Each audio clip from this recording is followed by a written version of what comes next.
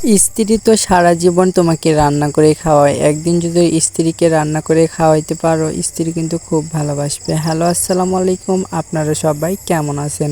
আশা করি ভালো আছেন। আজকে আমার বউ ফোনে দেখছে পেঁয়াজি বানাইতেছে। তো পেঁয়াজি বানানো দেখে আমার বউ বলতেছে, আমি পারি না, তুমি একটু পারো, আমাকে একটু বানিয়ে খাওয়া। যেহেতু আমার বউ বলছে আর প্রিয় মানুষের কথা তো শুনতেই হয়, তো এই জন্য আমি খুব তাড়াতাড়ি পেঁয়াজ নিয়ে নিছি। নেওয়ার পর চিলানোর পর এ তো দেখেন কুচি কুচি করে কিন্তু আমি কাটতেছি। যেহেতু আমি জানি পেঁয়াজি করা, তো আমি খুব তাড়াতাড়ি করতেছি।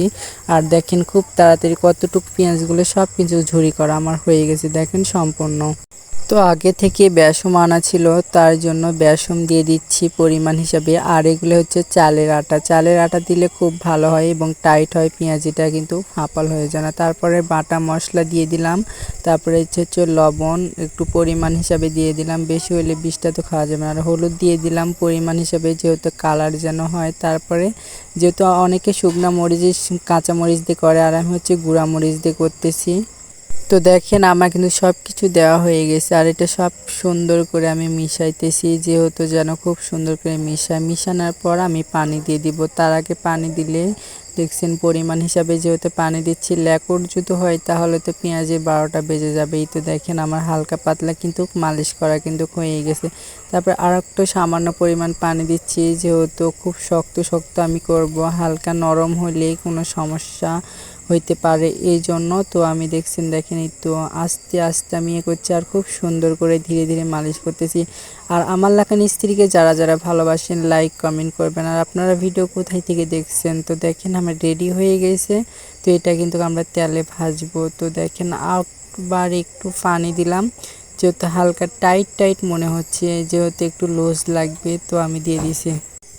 তো দেখেন পানি দেওয়া হয়ে গেছে। এগুলো সব চেঁচে মুছে আমি বাটিতে ধুয়ে দেবো। এই তো দেখেন আমি সব চেঁচে মুছে হাতে যেগুলো লেগেছিল সব দিয়ে দিছি। আর আঁকাতে আগুন ধরে দিছি, যেহেতু দূরে যাইতে হবে, সেই ভিডিওটা দিতে পারলাম না, দুঃখিত। আর অন্ধকারে ভিডিও বানাইতেছি সন্ধ্যাবেলা। তো আমাদের এখানে কিছুক্ষণ আগে মাগরিবের আজান দিল, আর আমার বউ দেখে বলছে না খেয়ে থাকতে পারি। আমাদের তেলও ছিল অল্প, তো দেখছেন।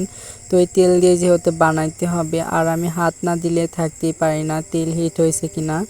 তো হাত দিয়ে আমি চেক করে নিলাম।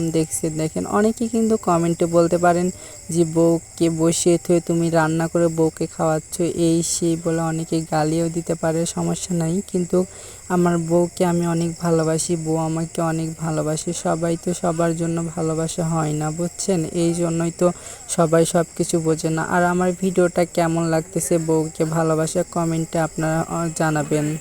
তো দেখেন একটা একটা করে সাথে সাথে অনেকগুলো কিন্তু সারা হয়ে গেছে, আর কালারটা কিন্তু খুব সুন্দর হয়েছে। পেঁয়াজি দোকানদারের মতনই সারা হচ্ছে, তাই না? দেখে খুব সুন্দর মনে হচ্ছে। তো এটা উলট পালট করে দিব, যেহেতু উলট পালট না করলে কাঁচা থাকতে পারে। এই তো দেখেন খুব সুন্দর করে উলট, আমাদের এখানে সানচা নাই, তো সন্নি দিয়ে উল্টাইতেছি, যেহেতু আমরা দোকান না, তো এটা আমাদের বাসায় সমস্যা নাই। তো এটা ছন্নি দিয়ে দেখেন কথা বলতে বলতে রেডি হয়ে গেল আমাদের পেঁয়াজি ভাজা শেষ। তো দেখেন খুব সুন্দর লাগতেছে, বাজারে কেনার মতনই। তো আজকের মতন বেশি ভিডিও বড় করলাম না। তো সবাই ভালো থাকবেন, সুস্থ থাকবেন। আর এই তো দেখেন পেঁয়াজি ভাজা কিন্তু খুব সুন্দর হয়েছে।